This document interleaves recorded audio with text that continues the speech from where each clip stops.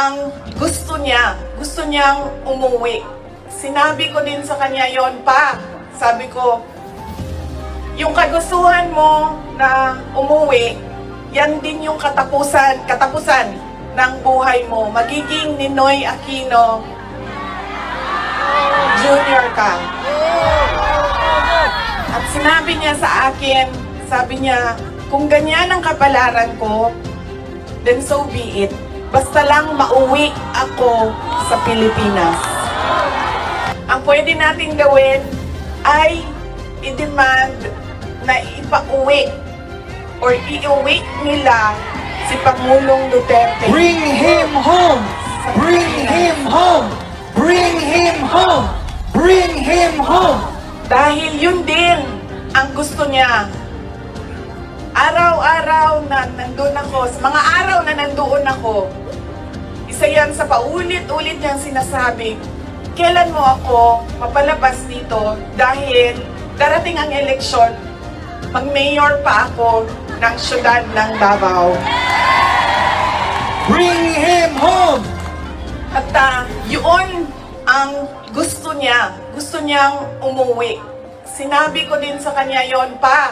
Sabi ko, yung kagustuhan mo na umuwi, yan din yung katapusan ng buhay mo. Magiging Ninoy Aquino Jr. ka. At sinabi niya sa akin, sabi niya, kung ganyan ang kapalaran ko, then so be it. Basta lang mauwi ako sa Pilipinas. Kaya meron man akong worry para sa kanyang safety and security, pero lagi niyang inuulit-ulit talaga, ibalik niyo ako sa Pilipinas. Bring him home! Bring him home!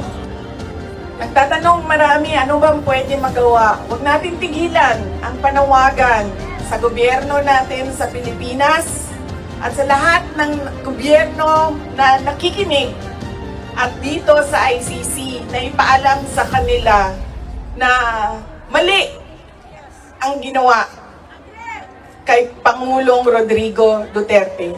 At paano ba itama yon? Ibalik nyo lang siya sa Pilipinas.